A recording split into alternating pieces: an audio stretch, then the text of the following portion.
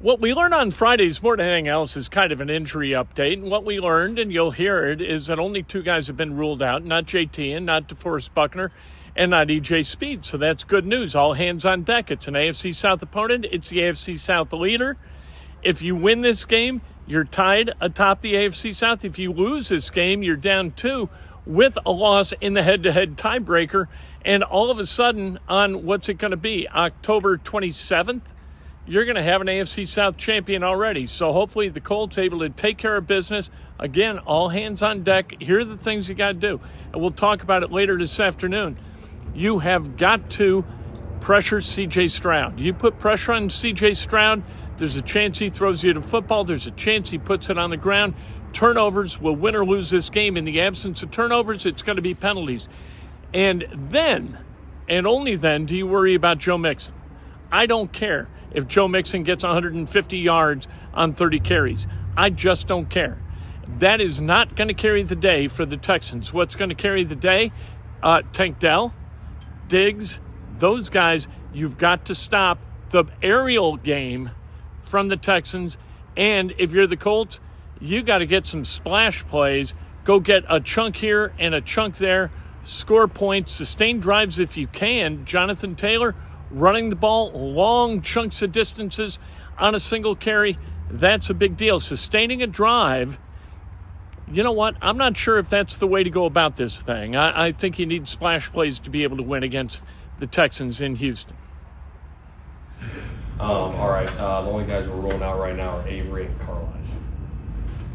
What are your expectations of JT and Buckner? They're tracking well, I'll say that. There'll be game time decisions. They're tracking very well. Like that. Yeah. Did Buck practice today? No, rest day. And what did you see from JT this week, generally? Obviously coming off, a couple weeks, but looked good out there, running around, got good strength, so he looked good. Carlisle's a candidate for IR. We'll see. Working through that. With Houston, those two edge guys, Yeah. how difficult is it when you've got two guys to pay attention to as opposed to like Pittsburgh? Yeah, no, it's difficult. Both those guys, Anderson and Daniel Hunter, they're really good players. They got good speed, good power. So it'll be a tough challenge for us, and we know that. But again, we got to have gotta be great in our pass sets this week, and definitely have a plan for those guys for sure.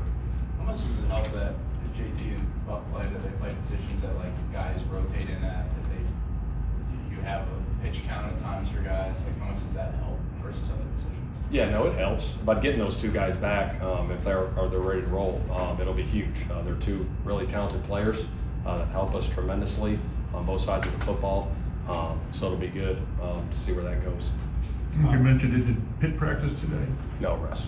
With him, somebody like him, what does he have to do? He may practice once a week Yeah. for a while. What does he have to do to does he go through walkthroughs? Yeah, he does walkthroughs. What does he have to do to compensate for what he's missing? Well, I think he's a younger player, but he's still a veteran in that room, and the mental aspect of it, we're not worried about him going out there on Sundays and playing because he does that at a high level anyways. But just going through the repetitions, getting in that routine, that weekly routine, obviously taking care of him with that routine. With young quarterbacks, what is the challenge of going out on the road and playing on the road in those conditions? And how does Anthony kind of handle that? Yeah, I think the biggest challenge too on the road in these environments is handling the noise. You know what I mean? Making sure that communication's on point. Because obviously when you get down the red zone and third down, it's going to be loud.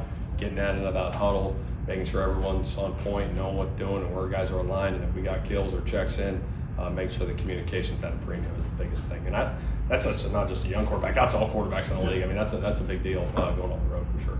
Yeah, I know it's just a week 8, but how much do you stress the divisional importance to your guys with this one? Huge. I stress it more than anything.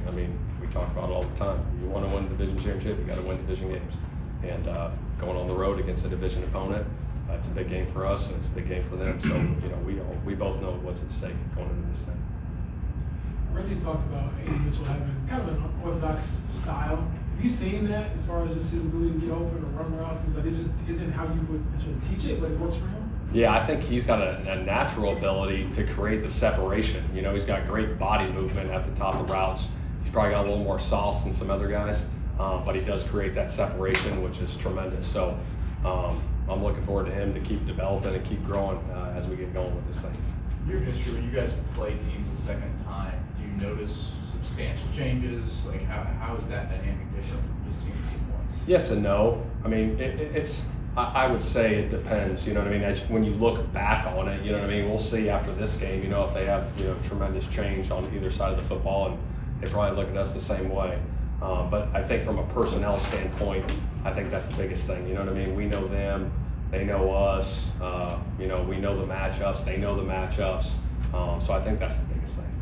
Is there a little bit of Kenny in Sam Womack's game, just from a ability to read defense or read offenses? I mean, yeah, I don't like to compare players, but he is doing a hell of a job. Obviously, that comes from film study and grinding away during the weekly preparation.